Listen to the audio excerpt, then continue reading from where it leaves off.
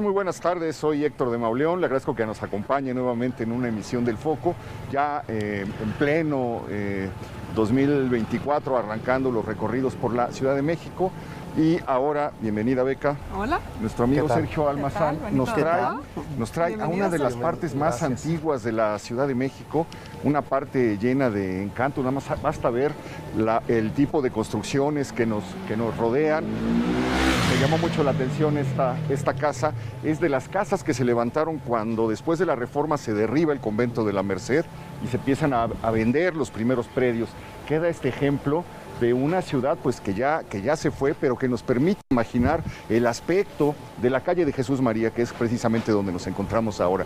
Desfilan las construcciones decimonónicas, desfilan las construcciones del siglo XVIII, y de esta manera nos vamos internando en la ciudad antigua, en la parte maravillosa de la Ciudad de México, porque en medio de esto, del tráfico, de los vendedores, del caos, de los puestos, sigue conservando, o puede uno descubrir verdaderos tesoros urbanísticos de la Ciudad de México. Y ahora vamos a dedicar este programa, mi querida Beca, lo hemos platicado muchísimo y no lo habíamos podido hacer, a recorrer esa parte de la ciudad, ese detalle arquitectónico de la ciudad que a veces miramos con duda, ¿qué será? ¿Qué representa? ¿Por qué están ahí? Etcétera, que es el misterio de las hornacinas de la Ciudad de México. Estos pequeños nichos que se encuentran en algunas esquinas, muchos de ellos vacíos, pero muchos otros que contienen imágenes de vírgenes y de santos y que hablan de una cosa que ha sido fascinante y que ha sido poco estudiada en la Ciudad de México, que es la manera en la que el espacio público fue sacralizado en la Nueva España, siguiendo una vieja tradición europea. Es decir, la iglesia sale a la calle y va dejando pequeños centros, no pequeños centros, pero bueno, pequeños espacios que son ocupados por vírgenes, por ángeles, por santos. Pero bueno, hablando de las maravillas que uno puede encontrar aquí, pues cómo nos llama la atención el viejo portón ya completamente corroído, completamente desgastado, con los detalles de las manijas. Mira, una manita, precisamente una manita es la que nos trae aquí a donde estuvo la Plaza Alonso García Bravo. Ahora ya es un espacio de comercio, de venta. La plaza ya no está visible. Me imagino que más adelante, más allá, Beca, cuidado, sigue vigente, sigue existiendo la escultura de Alonso García Bravo, sí, por ahí recorriendo la ciudad. Pero bueno, Sergio, nos trajiste a esta esquina, es la esquina de Manzanares y Jesús María. Bueno, es que hay que decir, Sergio, que contigo platicamos mucho de las hornacinas en nuestro recorrido por Tacuba, por Tacuba. Es que es imprescindible cuando uno mira hacia arriba que se encuentre en primer golpe de vista estos huecos que nos pueden contar historias, aunque como bien decía Héctor, estuvieran vacías, ¿no? Porque uno empieza a elucubrar qué santo pudo haber estado, qué ornamentación tenía. Y ese punto, decíamos antes de comenzar el recorrido, ¿por qué ese punto? Le decía, quizá esta sea una de las hornacinas que nos queda más a nuestra vista, además por su producción artística y arquitectónica, ¿no? Sino porque tiene dos elementos, uno que podría ser un elemento profano, pagano, y uno religioso, y que ninguno de los dos se estorban, y que al mismo tiempo se complementan con lo que era tan importante, que era poder nombrar las calles por sus hornacinas, ¿no? Muchas de las hornacinas, pues comienza su historia básicamente a finales del siglo XVII. Ya se pueden identificar construcciones que tienen precisamente ese nicho en ese lugar, pero en calles en las que todavía no había una nomenclatura oficial. Entonces, muchas veces podían ser conocidas por las calles por el santo, por la figura que ahí representaban. ¿Qué nos puedes decir acerca del origen de estos espacios? De estos espacios. Bueno, primero hay que decir que sí hay una diferencia. Hay autores que coinciden que no hay diferencia en el término de hornacina, ¿no? y nicho. Sin embargo, Toussaint ha dicho, hay una gran diferencia. Primero, la época en que se hacen, que ya estamos ya en el siglo XVIII, ya vemos aquí una enorme producción de un barroco florido y que significa ornamentar, decorar el hueco, ¿no? Y dos, es que no necesariamente la hornacina puede estar dedicada a un santo, sino también puede ser una enseñanza o una lección como moral, la mano del Capitán como la mona de la mano, como aquí que se cuenta que vamos a visitar, ¿no? O aquí esta combinación, esta doble función que tiene la hornacina, por un lado una evocación religiosa, una evocación de fe, y por otro una lección para los ladrones. Tú decías al inicio del programa, bueno, el tráfico de estas calles, pero mucho me temo que no ha cambiado desde que se trazaron estas calles. Es la zona comercial de siempre. Sí. Entonces estamos de sur a norte, como si entráramos, como se entraba a la ciudad de sur a norte, y este punto es el punto comercial por excelencia desde que llegó la orden de Nuestra Señora de la Merced. Entonces, ¿qué se volvía muy apetecible? El robo, ¿no? Esos productos que venían aquí era muy fácil de que fuera muy antojadizo poder tener algunos, no tan solo cosas para decorar la casa, sino también ingredientes para la cocina, ¿no? Pimienta, canela, clavo, todas estas cosas exóticas que llegaban, era muy apetecible. Bueno, es que hay que decir que por aquí corría. ¿No? Ahorita vamos a ir a otro punto, exacto. ¿no? De estas acequias del sur, de Xochimilco, de toda esa zona. Y al mismo tiempo también entraban para la alhóndiga todas esas embarcaciones, el granero, ¿no? Bueno, entonces todo ello hace interesante que quede reflejado ahí. Ahorita platicamos de la historia de esto. Hay que ver la litografía de Casimiro Castro, que se llama El Puente de Roldán. Exacto. Bueno, pues ahí se ve atiborrada la calle completamente de gente, de mercaderías. Es un gran retrato y tienes toda la razón, la vocación comercial de la Merced es prehispánica. Es prehispánica. Estamos a orillas de uno de los grandes canales muy claro, cerca del Albarradón, que separaba el agua y por el que llegaban, como decía Beca, los productos y las mercaderías. Este lado oriente de la ciudad, del centro de la ciudad, ha mantenido esa naturaleza y ha mantenido esa condición a lo largo de los...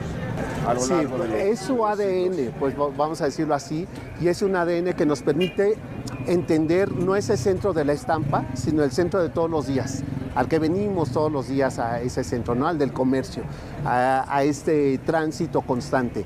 Y me parece muy interesante, si quieren muy romántico, la idea de que justo aquí donde digamos que terminaría el sur oriente, ¿no? Y comienza el centro, nos reciba algo como esto, ¿no?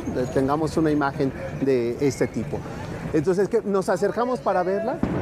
Pues sí, tiene como tú dices dos cosas. Esta es conocida como la esquina de la manita o la casa de la manita, precisamente porque más que la hornacina, lo que llama la atención es la mano que se alcanza a ver ahí y que parece que está como perforada por un clavo. Exacto. Clavada, y que procede de una leyenda pues completamente nebulosa, completamente borrosa, que probablemente se construyó alrededor de la mano. De la mano. No sabemos si la mano sí es efectivamente reflejo de lo que nos vas a contar. Claro, que tiene que ver, como decíamos, a ver, es una zona comercial aquí. Entonces, en esa zona comercial, pues resultaba muy... hay muy tentaciones, hay que decir. Exacto, ¿no? Muy frecuente la tentación de las novedades que se traían a esta zona, ¿no? Entonces se dice que estos bajos de esta casa correspondían a comercio. El dueño del comercio vivía en la parte superior, que era muy frecuente, sí, ¿no?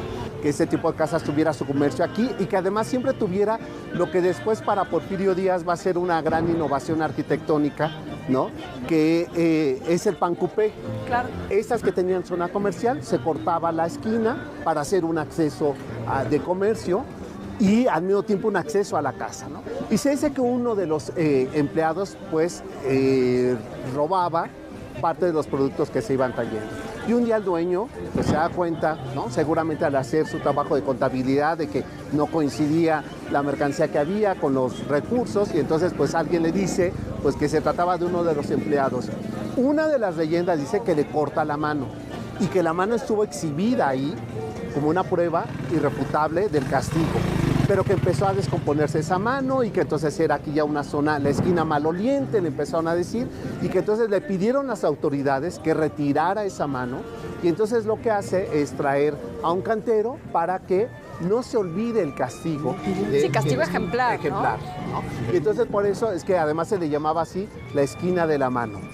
Hay una segunda leyenda que se trató de un robo cometido, robaron la custodia de la iglesia del convento de la Merced junto con otras piezas religiosas y se repartieron entre quienes habían hecho esto el botín, nada más que uno fue tan ostentoso que fue inmediatamente asociado, investigado y pues al llegar a su domicilio le encontraron parte de las piezas que se había robado, entre ellas la custodia del convento de la Merced, y como se hacía en ese tiempo, pues el castigo, la condena fue cercenarle la mano, clavarlo en una pica que estuvo probablemente en esta esquina o en la esquina de la plaza, del atrio, de lo que era el atrio en ese tiempo, del convento de la Merced, y que comenzó a ser conocida como la esquina de la mano. A partir de ese momento, bueno, pasa lo que acaba de describir Sergio, que entra en un proceso de descomposición y la referencia contada durante tanto tiempo que la ciudad va arrastrando de que eso había ocurrido en este lugar, hizo que al levantarse esta casa, al construirse esta casa, se decide perpetuar el recuerdo o la memoria de esto. Lo que nos estás contando es muy interesante, Sergio, porque entonces estamos frente a una casa que fue modificada a finales del siglo XIX, aunque tiene muchos elementos que podían ser prácticamente coloniales. Una casa del 18. Del 18. La propia figura arriba de la manita se ve totalmente colonial. Es un San José, ¿no? Estamos hablando completamente de la mano, olvidando, ¿no? La hornacina. La hornacina que es el pretexto, claro. Parece que solamente hay un estudio. Sí. No sé si existe algo más que el de la señora Toscano que hizo. Hay otro estudio de Toussaint, de Manuel Toussaint, sobre hornacinas, que es incluso el primero que hace una clasificación sin entrar a detalles sobre lo que contenían las hornacinas, sino a contarlas y poderlas fotografiar, ¿no? Y contó 180. Toussaint contó 180. Pero me imagino que la mayoría ya no existe. No, a ver, fue en los años 30, 40. 50 años después, Toscano decía que eran 130, no 130, sé si las contó. Claro, y de esas 130, pues no sé cuántas estarían vacías, cuántas pobladas y cuántas quedarán. Claro, por lo menos sabemos que de esas 130 hay 129, porque la hornacina que ella cuenta la hornacina de la casa de Ajaracas. Que se cayó después. Que esa fue demolida después del terremoto del 85. Entonces, pues no, ya es una menos, por lo menos de lo que tenemos ahora registro, ¿no? Pero fíjate que Lucas Salamán hace otro relato de esta hornacina. Y Lucas Salamán dice, ubiquemos la esquina donde estamos. Estamos en la calle de Jesús María, que nos lleva al convento de Jesús María. A una cuadra, ¿no? ¿Y qué hace? Si nos damos cuenta, la mano tiene el clavo de Jesucristo. Claro. Entonces dice, lo que hace es complementar lo que tenemos arriba. Es un San José, ¿no? Un San José, ¿no? Padre de Jesús, que después va a ser crucificado. Entonces decía que estas leyendas que se habían repetido, seguramente habían ocurrido esos robos constantemente, pero que el dueño de esta casa, en realidad lo que quiso fue hacer un diálogo con lo que más tarde se iba a extender a una calle, que era el convento de Jesús María. Y un diálogo con el nombre de la calle. Con el nombre de la calle. Y que por ello es que tenemos este elemento como del clavo, ¿no? Aunque vemos que en la parte de la muñeca termina como una prenda, ¿no? Y después de la imagen de arriba, fíjense cómo ya podemos saber que corresponde a otro siglo, ¿no? Ya es siglo XVIII. Vemos primero que ya tiene una concha, que ya no está expuesto, ¿no? Como lo vamos a poder ver en otro, por ejemplo, en el convento de Santa Inés, ¿no? Que prácticamente está adosada la figura ahí, que es tridimensional y que ponen un elemento que para el siglo XVIII era muy importante, que era siempre poner abajo el relieve o el agua, que era elemento de una fe que había venido de fuera, plus ultra. Y entonces eso se marcaba, y las dos columnas laterales que siempre se remataba con la cruz. Sí, le da un poco como una estructura de capillita casi, de capilla, ¿no? Es una capilla. La cruz arriba, claro. Entonces nos da un poco la idea de las capillas, por ejemplo, las capillas posas en los atrios, ¿no? San José es en algún momento patrono de la ciudad. Y de los temblores. A San José se le venía a rezar para los temblores, ¿no? San Pascual Bailongo para los alimentos. a la Virgen de la Soledad para las lluvias, ¿no? Entonces se empezó a hacer como una vocación, pero que tenía que ver, por ejemplo, también está la Virgen María, que nos la vamos a encontrar con la Virgen de Guadalupe para los temblores. Y entonces tiene que ver también con que probablemente la gente se refugiaba en un punto donde se ponía a salvo en un hecho natural y entonces le adjudicaban un milagro y como tal, entonces las posteriores casas ponían un elemento para evitar, ¿no? Es un peligro natural. Muy bien, increíble. Vamos a movernos. Vamos a movernos hacia otro nicho que nos espera aquí a la esquina, sí. Pero no se vaya, vamos a hacer una pequeña pausa.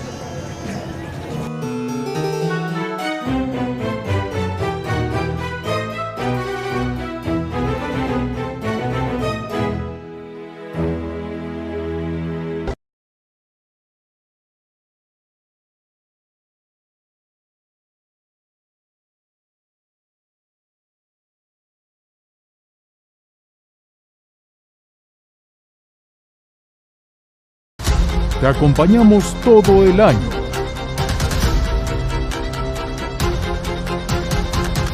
Mantente bien informado a lo largo del día. En tus espacios favoritos. Somos tu central de noticias de confianza.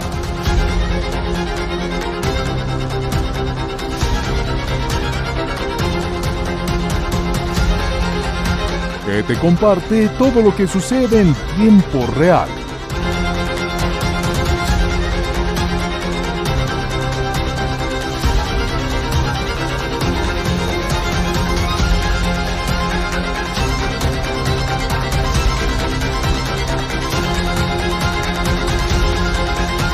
ADN 40. Siempre conmigo.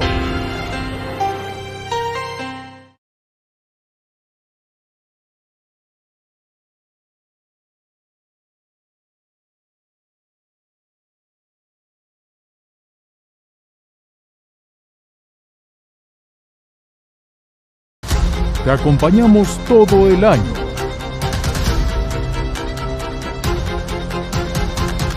Mantente bien informado a lo largo del día. En tus espacios favoritos. Somos tu central de noticias de confianza.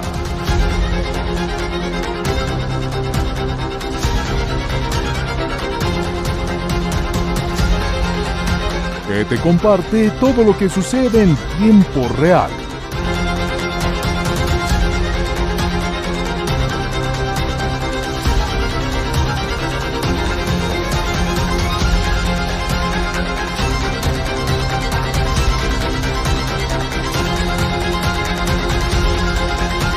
ADN 40. Siempre conmigo.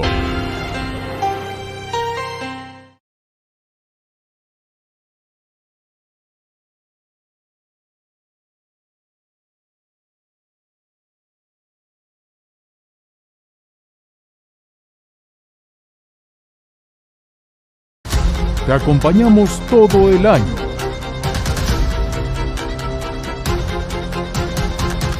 Mantente bien informado a lo largo del día. En tus espacios favoritos. Somos tu central de noticias de confianza.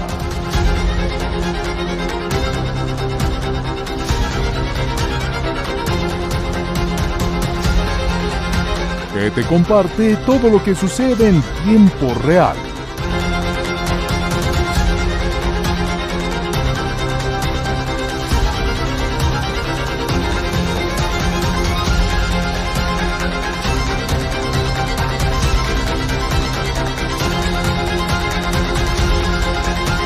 ADN 40. Siempre conmigo.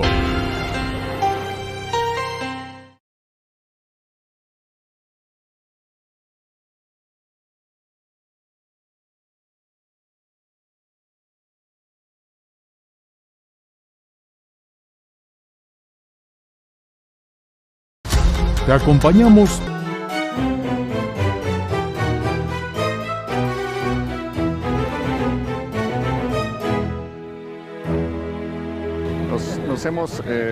caminamos ya hacia Jesús María, en la esquina de la calle de Corregidora, donde se encuentra pues un edificio muy amado en la Ciudad de México, que cuesta mucho dolor y mucho sufrimiento ver el estado.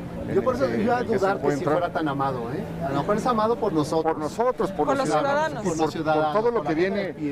Por todo lo que viene arrastrándose el convento de Jesús María. Se abre en los últimos años del siglo XVI. Está lleno de historias fascinantes, maravillosas.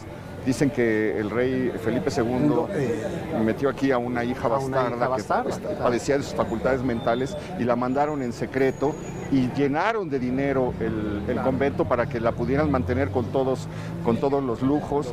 Hay una historia maravillosa de Sigüenza y Góngora que dice que le tocó ver cómo decían que se le había aparecido un muerto, alguien que venía del infierno, una monja que la había agarrado en las escaleras y que le había dejado unos dedos de fuego.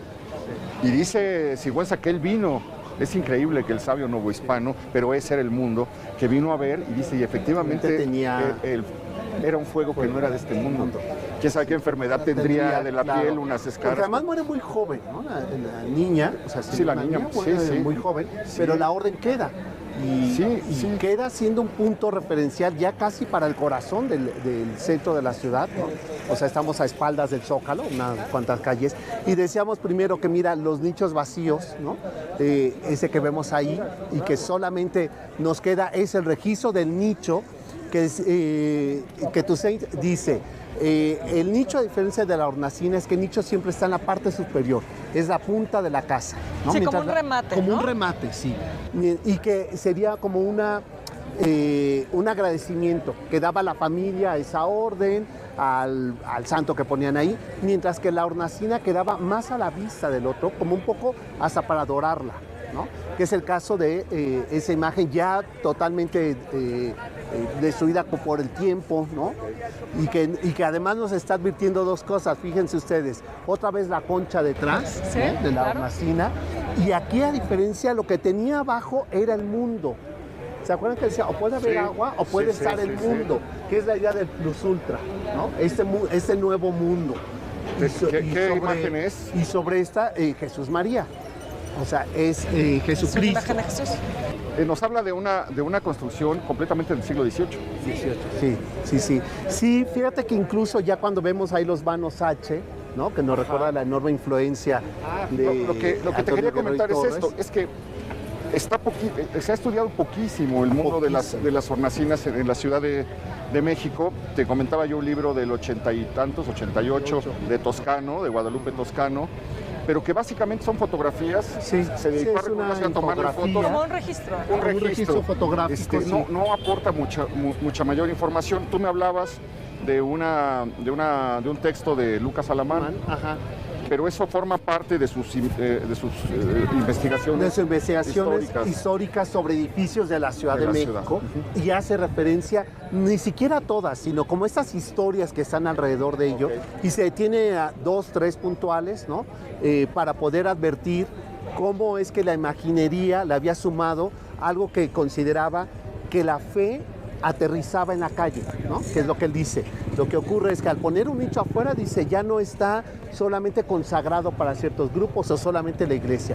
Es la posibilidad de que esta vida cotidiana, que ocurren 1000 cosas en esta ciudad, inundaciones, temblores, se quemaban edificios, entonces servían estas imágenes para venir a pedirle, ¿no? Para que dejara de temblar, para que... y todavía lo vemos, la gente pasa y se persina. Sí, ¿no? Claro.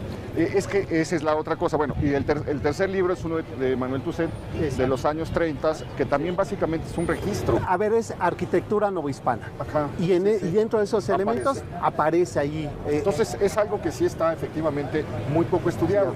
Pero ha señalado algo muy, muy importante. Estas hornacinas, estos nichos, son primos hermanos de las capillas. Exacto. Sí, las capillas posas. Que se encuentran en la ciudad. Es decir, todo lo sagrado que se encuentra en la calle. Bueno, los humilladeros. Los humilladeros. ¿No? El famoso humilladero de la Avenida Juárez era llevar fuera de la iglesia o ese espacio sagrado donde la gente recordara la relación. Claro. Y otro era una manera de control también. Las procesiones. cuando se sacaban al espacio público esas imágenes religiosas en un acto después de alguna tragedia, después de ello era permitir, ¿por qué hasta el siglo XVIII? Durante el siglo XVI, XVII y el XVIII hubo esas procesiones, que hubo también incluso esta iniciativa. Los virreyes venían junto con los arzobispos, decían, sí, autoricemos que coloquen hornacinas. A partir del XVIII no, porque provocó la democratización del espacio público. Indígenas, mestizos y criollos se mezclaban en procesiones. Entonces solamente a nobles les permitían que sus casas tuvieran esas imágenes, siempre y cuando tuvieran un religioso. Porque era una manera de control, porque ya se advierte otra cosa a partir de 1751. El reconocimiento del Vaticano a la guadalupana produjo que entonces empezaron a quitar esa importación de santos y de vírgenes y poner la Virgen Nacional. Y eso a la Iglesia, como al virreinato, ya no le gusta mucho, ¿no? Y que además es lo que va a hacer. ¿Cuál es la imagen que ocupa, ¿no? Claro. Que ocupa Hidalgo para la liberación, ¿no? Ya claro, porque ya está relacionado con la expansión de los criollos y de la conciencia criolla. Entonces ya es una la identidad criolla, ¿no? Por fin el criollo ha encontrado su identidad.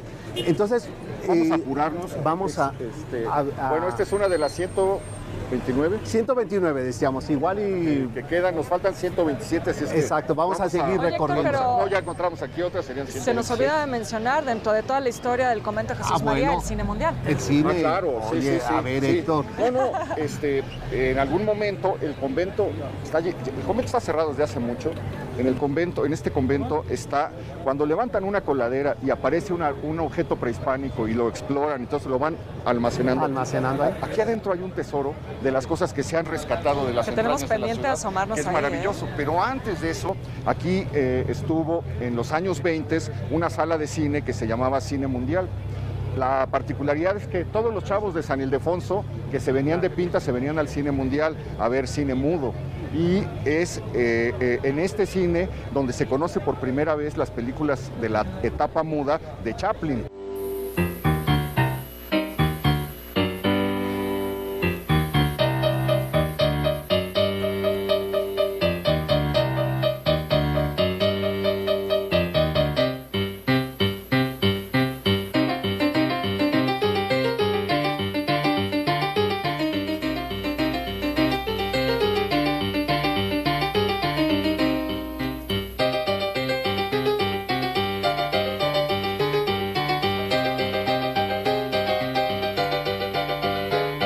Muchísimas cosas que contar y les repito, es completamente triste que se tenga en estas condiciones. Ha habido mil proyectos de rescate, ninguno ha cuajado. Por lo pronto es un almacén. No son tiempos propicios para rescatar este tipo de cosas. Ojalá regrese la conciencia de lo que tenemos y de la necesidad de su rescate. Vamos a seguir caminando, mi querido Sergio. Vamos, Beca. Vente, Beca.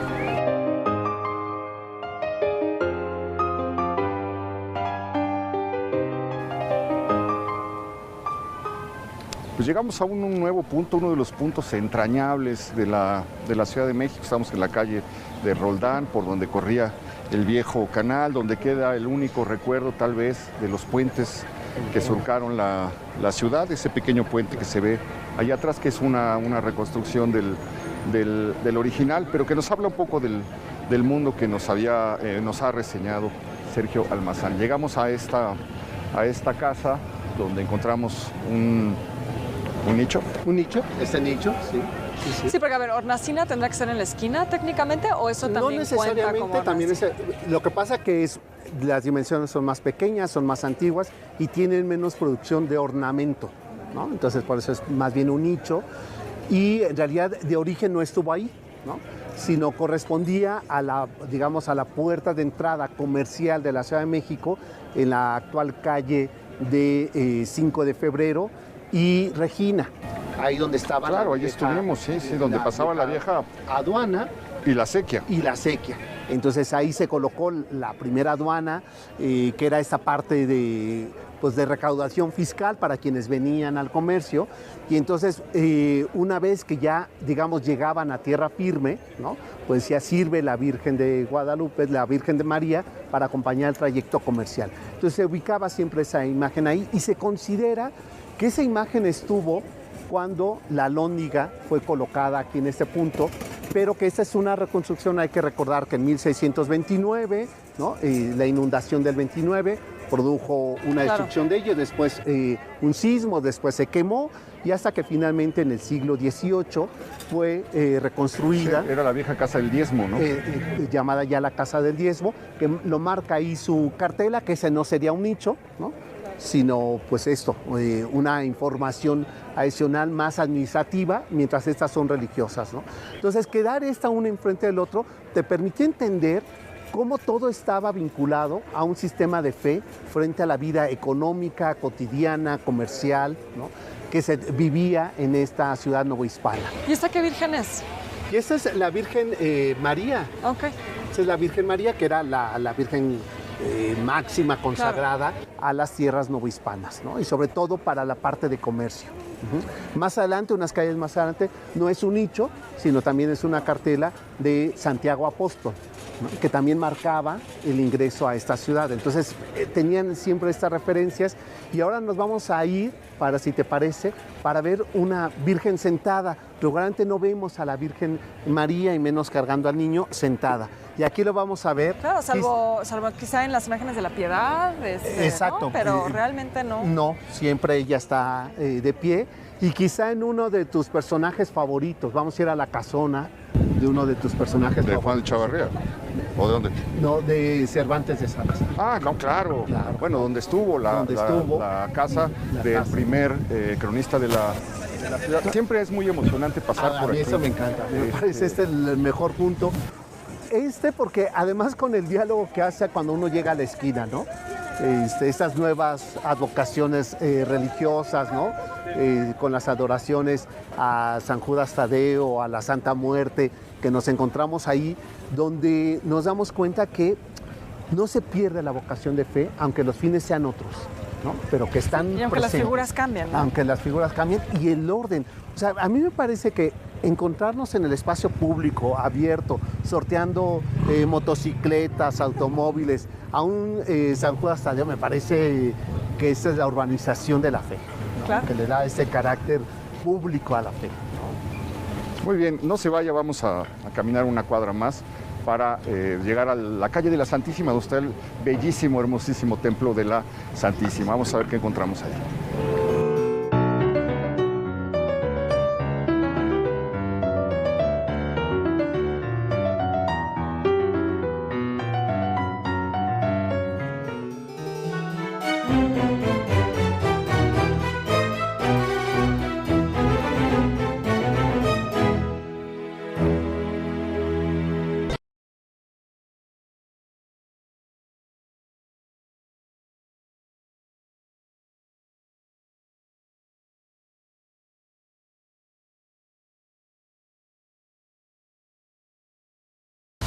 Te acompañamos todo el año.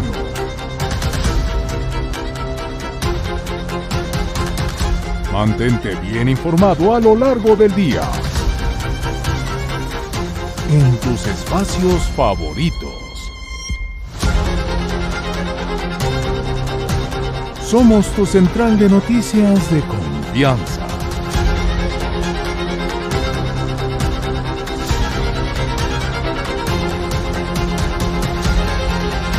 Que te comparte todo lo que sucede en tiempo real.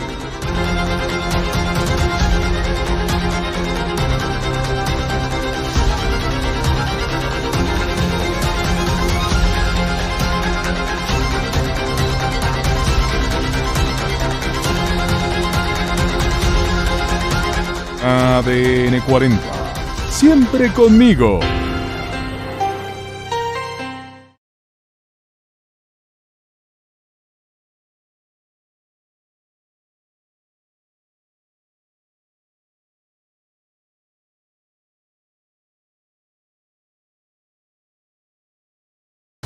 Te acompañamos todo el año.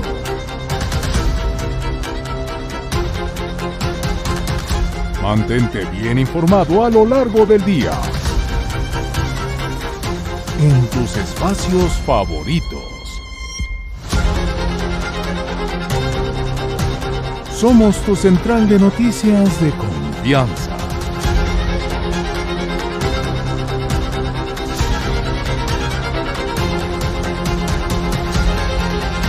que te comparte todo lo que sucede en tiempo real.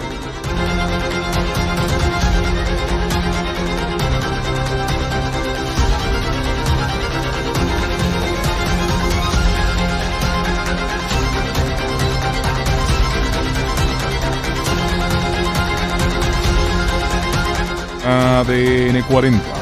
Siempre conmigo.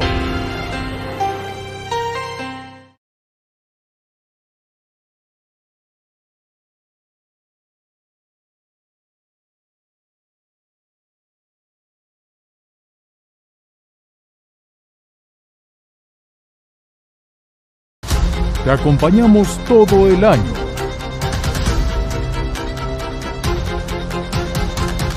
Mantente bien informado a lo largo del día. En tus espacios favoritos. Somos tu central de noticias de confianza.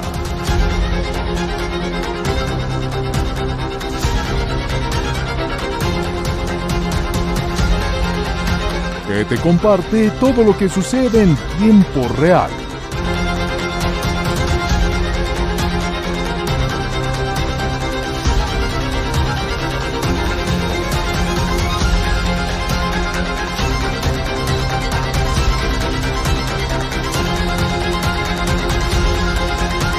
ADN 40.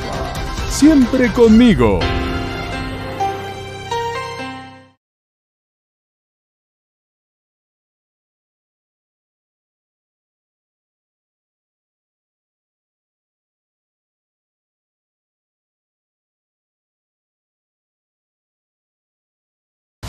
Te acompañamos todo el año.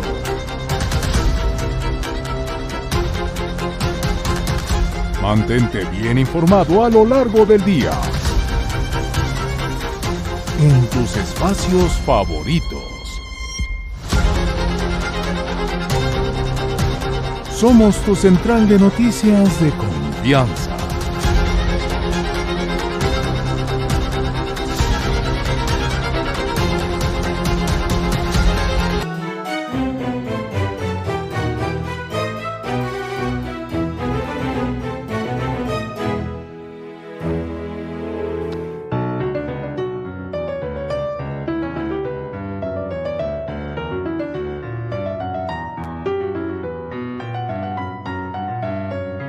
Esquina de Emiliano Zapata y la Santísima, donde se encuentra la que es sin duda, el templo más bello, más hermoso que hay en la Ciudad de México. Totalmente de acuerdo. Obra de Lorenzo Rodríguez, ¿no? Yo creo que con la enseñanza, el templo de la enseñanza en la calle de Donceles, y el interior de la enseñanza. Sí. Se andan dando un quién vive. Sí. Nos recordaba Sergio que fue el templo favorito de la emperatriz Carlota. ¿Cómo no? Sí. ¿Cómo no? Pues decíamos, pues sí, no es para menos. Porque además la calle nos regala muchas cosas, ¿no? Estarán de acuerdo, Beca. El desnivel. Primero el desnivel, que nos ayuda a entender esta ciudad que se iba extendiendo y de repente se iba hundiendo, ¿no? Y que esos desniveles nos permiten poder hoy imaginar una ciudad lacustre. Acabo de ver ayer justo una fotografía de esta calle donde no existía tal desnivel, la calle era recta, pasaba a un lado. Bueno, y ahí se alcanza a ver el hundimiento. Tenemos el cambio de color en la torre que marca el punto a donde llegaba el nivel de la calle, que de hecho fue desenterrada porque fue el proceso de hundimiento. Y incluso esta misma escalinata que sirve casi como un foro. Como esta plaza, ¿no? Te permite, y esos remates, te decía antes de la pausa, Héctor, que íbamos a llegar al punto donde quizá estaba el personaje, uno de tus personajes favoritos, referencia para quien nos interesa el centro de la ciudad. Mi templo favorito. Y la casa de tu personaje favorito. Del cronista Francisco Cervantes de Salazar, el primer cronista de la ciudad, que estuvo precisamente en esta esquina. Se formaba una pequeña placita y ahí se levanta la casa de la primera persona que se le ocurre salir y decir: voy a escribir la Ciudad de México. Claro. Voy a hacer un texto contando cómo es la Ciudad de México. Y en ese momento, es 1554, se inicia una tradición de la que han abrevado infinitas generaciones de escritores mexicanos. Hay una estirpe secreta dentro de la literatura que se dedica a seguir los pasos de este señor. Y bueno, esta es desde luego una construcción del siglo XX. Ya esta corresponde exacto a una construcción, probablemente que se hace a finales del 19, a mí me parece Puede que... ser la casa, sí. Y como una La especie de casa, remodelación, ¿no? Exacto, Porque se conserva una mucho del original. Una restauración que hay que recordar que en estas restauraciones que se hicieron ya, sobre todo en la década de los 40, fue cubrir la vieja piedra usando el mismo tratando de imitar el tesontle colonial. Ya en un mosaico, pues, ¿no? Bueno, si esas vamos, la casa debe ser de mucho más antigua. Mucho más Aquí antigua. estaba la casa en el siglo XVI de Cervantes de Salazar. Exacto. Y se fue seguro la modificando, crujía. pero esto que estamos viendo, pues es totalmente una fabricación del siglo XX. Pero el nicho es original. El nicho es del siglo XVIII, según lo documenta la maestra Toscano, y es muy interesante porque casi nunca vemos, decíamos, a la Virgen sentada. Claro. Y aquí aparece sentada, está cargando al niño y además tiene una custodia. Probablemente lo que se ha explicado es que lo que buscaba era hacer un diálogo de fe en esta esquina. Claro, cuando tú tienes este altar puesto como fachada, ya cualquier elemento que pongas va a ser mínimo, Claro. ¿no? Pero al mismo tiempo va a contribuir a enriquecer la fe, que era el objetivo con esta Lo que estamos viendo es un retablo en la calle. En la Sí. calle. ¿No? Bueno, que ese es el sentido de muchas de estas portadas, ¿no? Sí. Claro. Y es de que- Lorenzo Rodríguez. ¿no? Sí, y que además esto ya viene de la que se llama la escuela ignaciana, ¿no? Que es la escuela de los jesuitas, que era justamente, decía, Dios se adora desde la fachada. Entonces, poner las columnas estípites, ¿no? Ponerles altares para poder marcar ahí a santos, a religiosos, pero verdaderamente no tiene desperdicio ningún elemento. Fíjate que ahora que estoy viendo el Templo de la Santísima, se me viene a la cabeza que deberíamos hacer otro texto persiguiendo las cruces, otro texto, otro programa, otro texto. Bueno, puedes hacer un texto, sí, digo. No, pero audiovisual. Las posibilidades son infinitas. Hacer un programa persiguiendo las cruces que hay en la ciudad, o sea, allá afuera de la Inquisición, Sí. hay en la calle de Tacuba, estas cruces. Bueno, y las cruces que atriales. es otra también. forma de sacralizar los espacios. Pues estamos frente a una de las grandes maravillas escondidas de la Ciudad de México y frente a otra de las maravillas inadvertidas de la Ciudad de México. Desde aquí estoy viendo otro... No, ¿verdad? Sí, Sí, claro sí, que sí. vamos, Sí, vamos sí, para vamos a ir allá, hacia allá. Vamos a caminar hacia Santa Inés, ¿no? Exacto. Vamos a- Para ver qué más nos encontramos. Nos falta muchísimo que ver y muchísimo que platicar. No se vaya, acompáñenos.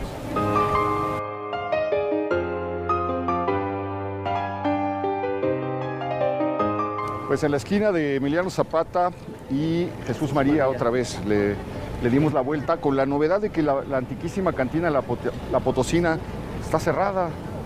Pues debe ser de las que no De las que no sobrevivieron a la pandemia. sobrevivieron. No habíamos pasado desde Exacto. entonces por aquí, pero pues toda una sorpresa encontrarla cerrada. Y aquí se encuentra justo otra de las hornacinas que hemos estado buscando a lo largo de este recorrido. Una figura de mayor tamaño, aunque el nicho es más pequeño, ¿no? Exacto, o sea, en realidad parecería que sobresale la imagen de la Virgen de la Soledad, que es la que nosotros estamos ahí encontrando, ¿no? Y vemos cómo es un trabajo muy temprano, de arquitectura y de ornamentación. Vemos la talla es muy sencilla, prácticamente es eso, es un nicho, no buscaba más que el personaje principal fuera la Virgen, ¿no? Claro. Y explica por la cercanía de las calles, ¿no? De la calle de la Soledad, y además a la Virgen de la Soledad también se le encomendaban las epidemias. Entonces, si estamos nosotros, vamos a pensar un poco a lo mejor forzando como la historia para explicarnos por qué está ubicada en esta casona. Si entendemos que aquí estamos en los desniveles, donde llegaba el desagüe, donde teníamos el final de la sequía, donde vamos a tener un poco más adelante uno de los hospitales para las epidemias, pues era lógico que se pusiera una advocación de esta naturaleza aquí en esta Como esquina. para proteger, ¿no? Para ¿no? proteger.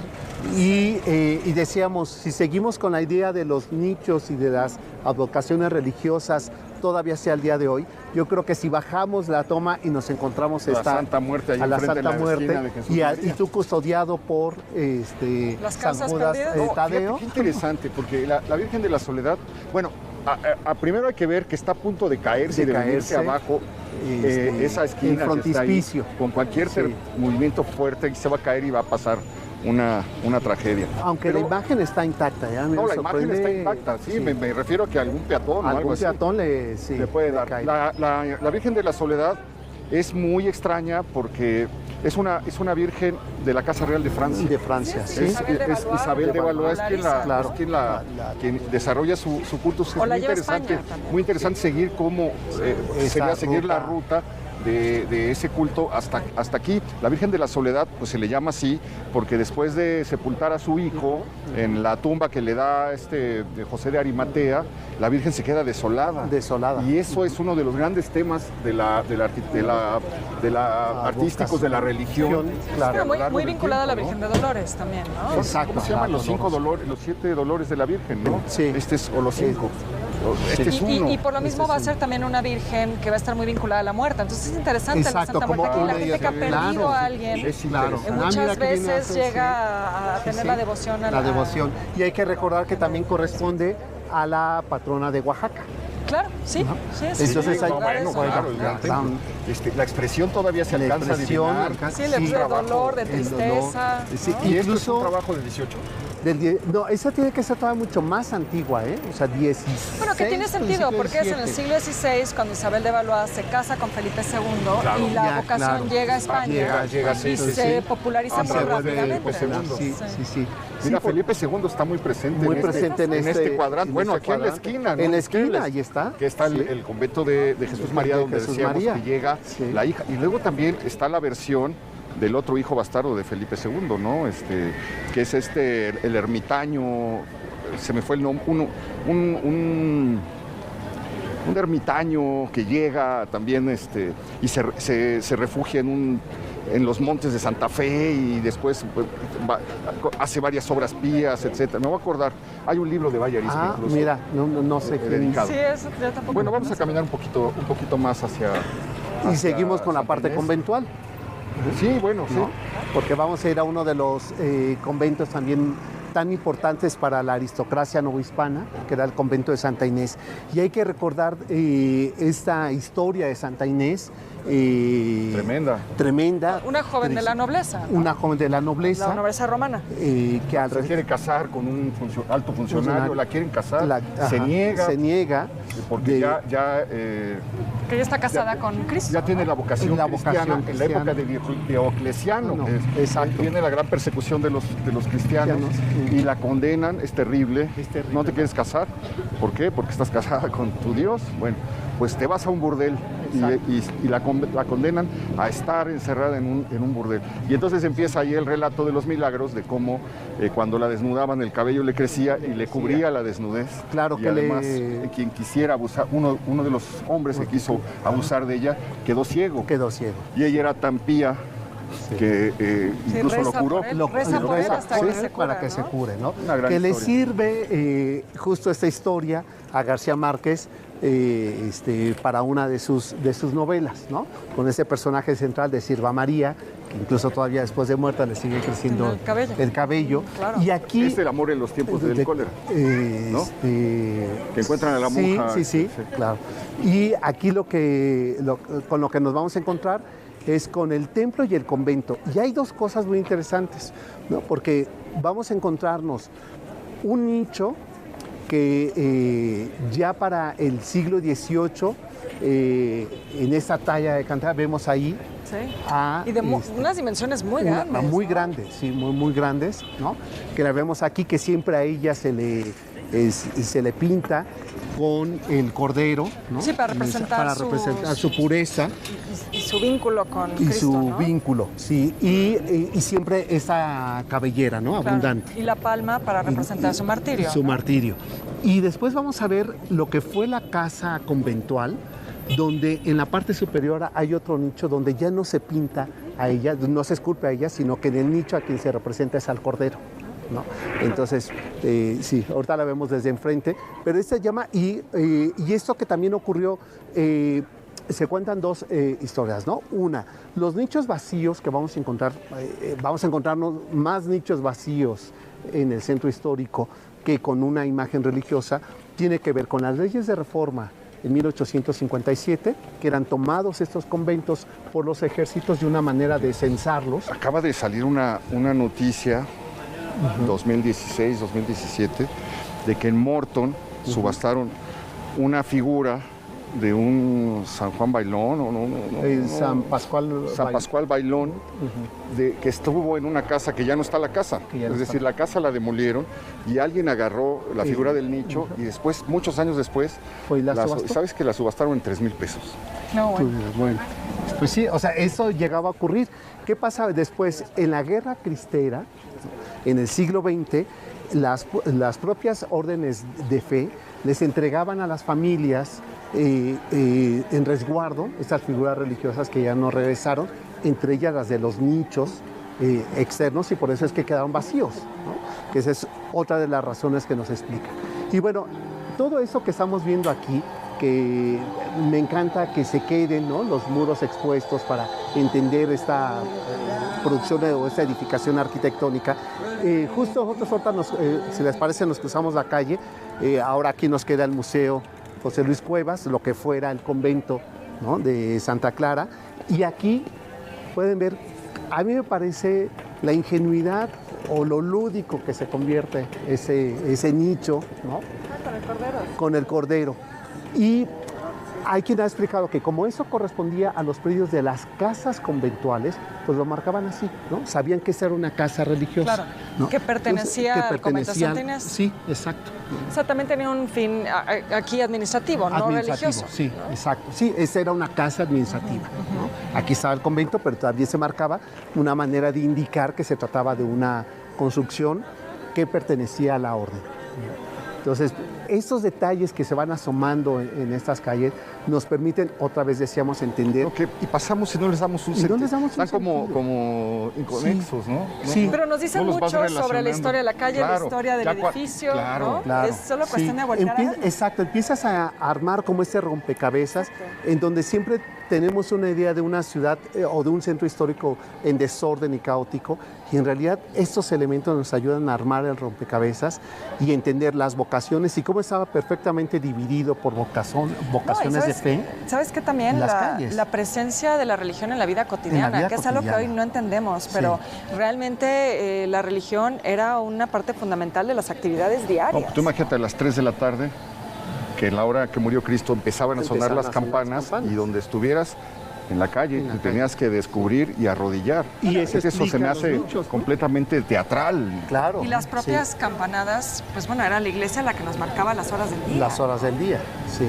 Oye, estamos a punto de terminar el programa, nos faltan muchísimas hornacinas. Espero que nos acompañes la otra semana para seguir caminando y buscando, tratando de recobrar la memoria alrededor de estos tesoros de la ciudad. Donde está esta escuela, Marcelino Dávalos, estuvo la casa de Íñigo Noriega, el hombre que pagó el golpe de Estado contra Madero y cuyos hijos tuvieron un drama en una relación de incesto horrible, y el hijo mató a la hija. Unas semanas después del golpe contra Madero. Fue como un castigo, como un karma, ¿no? Exacto. ¿Y no tenía él una empresa como de barquitos? Sí, ¿verdad? No, bueno, él era, yo digo que él era el Slim del Porfiriato. Exacto. O sea, tenía haciendas, tenía trenes, tenía fábricas, tenía hilados. Tenía como barcos de vapor. Sí, claro. ¿no? Para los canales. Sí, desde luego, sí, todo esto. Pues ya no queda nada de la casa. Vamos a seguir buscando nichos y hornacinas para no estar peleando. Me parece bien. Por el centro de la ciudad. Hoy nos tocó caminar por una parte de la parte más bella del centro de la ciudad. Más viva. De la Ciudad de México. El centro verdadero, ¿no? Porque el otro es como... El de la postal. Ajá. Y esto es donde uno respira y vive y siente lo que fue verdaderamente la Ciudad de México. Así es que vamos a seguir caminando a ver qué historias podemos desentrañar alrededor de nichos y hornacinas. Te agradezco mucho, mi querido Sergio. No, gracias. Gracias a ustedes. Sergio, gracias por acompañarnos. Gracias, Beca. Gracias, Héctor. Nos vemos la próxima semana. Ya quedamos. Ya quedamos.